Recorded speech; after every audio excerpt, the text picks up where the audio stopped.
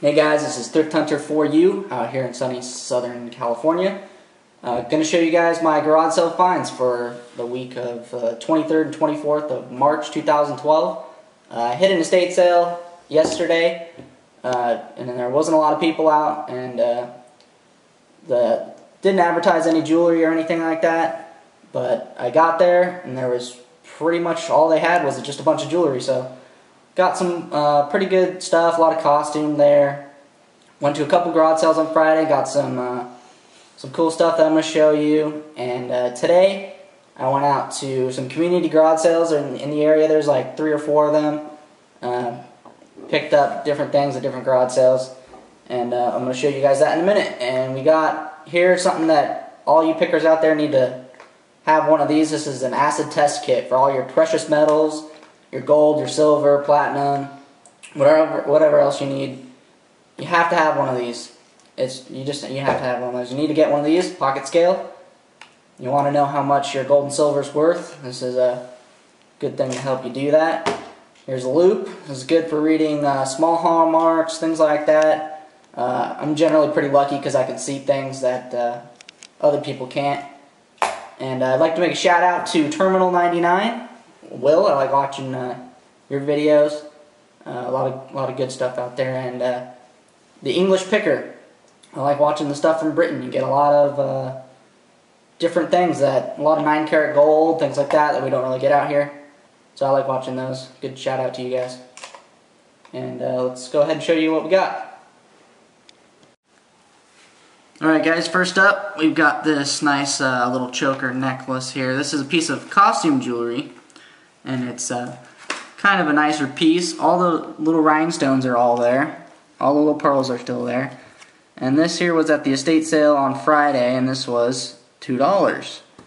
And it's signed on the back of this bit right here. It says Lisner, which is a pretty collectible name. Not exactly the best, but there's a shot of the back there. Nice quality costume piece, not super old, but should be worth a couple bucks on eBay. We'll see how that does. Next up, I got this nice little pot metal, copper-plated brooch here. It's got a nice little glass stone in there. It's missing the pin stem, but that was $1. That's from about the 50s, and they do pretty well on eBay. Let's see, that was from that same estate sale on Friday. Got this nice little, this is kind of a faux coral, fake coral. Originates in China. It's kind of still a nice quality costume piece. This was $4. The clasp here is marked silver on the back. That's tests out as silver. It's a nice clasp, a nice little piece for $4. Should do well.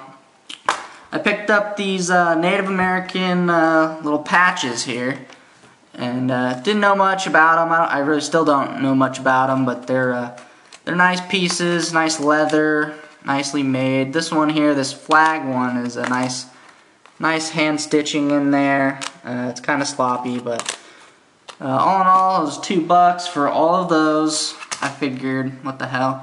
I've seen a lot of beadwork stuff sell really well on eBay, so I'll do something with that. Might go in a lot.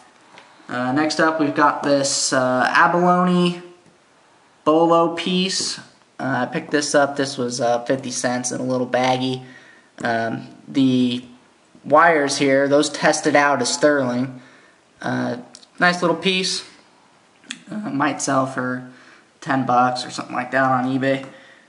Next up, or here, let me show you some of the other costume stuff I bought. I ended up spending $29 total. There's some broken stuff in there. There's some nice pins and pearls and things like that. Don't underestimate the costume jewelry. This stuff is worth a lot of money, even broken. People like to repair it. They like to make things out of it.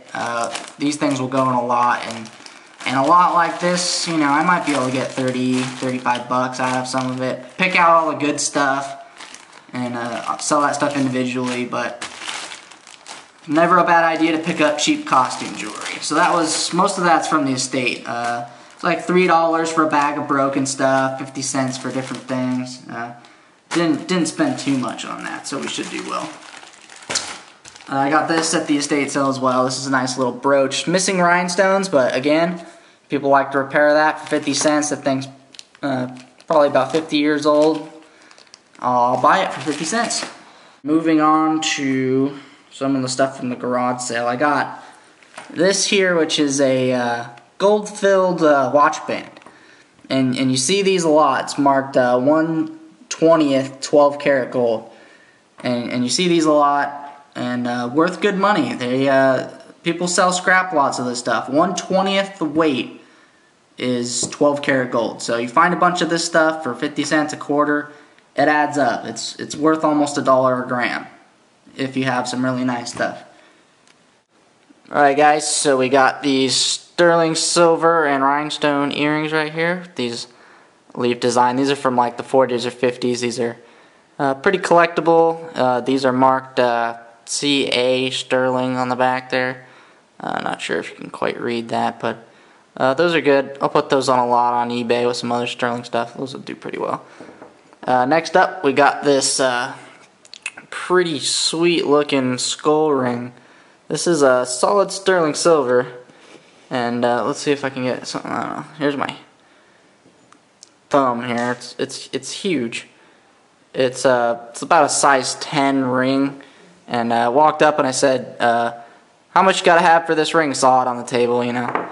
Stuff like this stands out to me. I mean, obviously.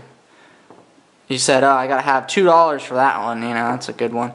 I looked, and on the inside, there's just this little, like, smudge, this black tarnished smudge that looks like there used to be a hallmark there at some point. Probably said 925 or something like that.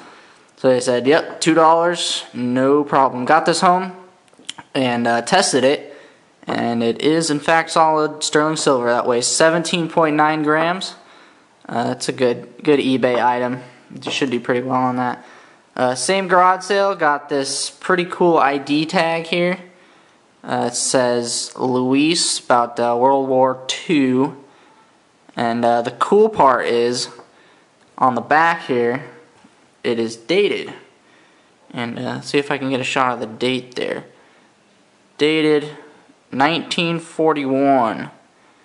It says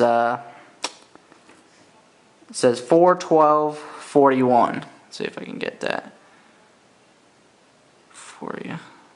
4/12/41. So that's pretty cool. It's marked sterling on the clasp and on the back of the tag.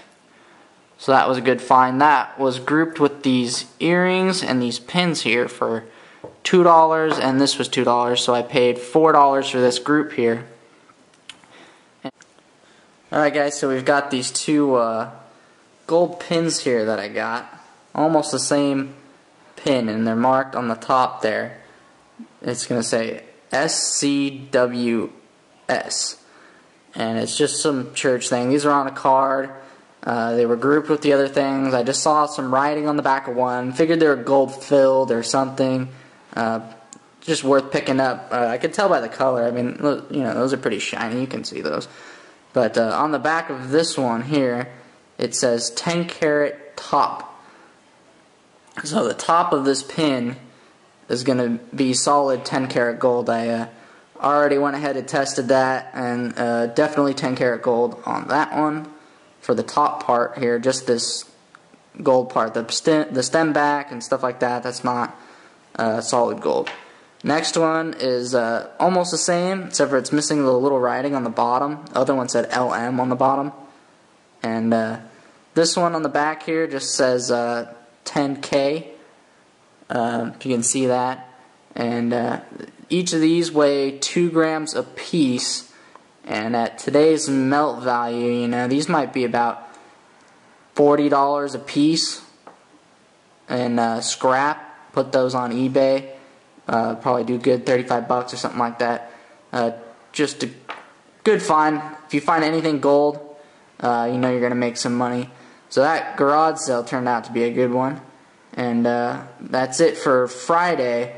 And now we're going to go ahead and show you what we got on Saturday.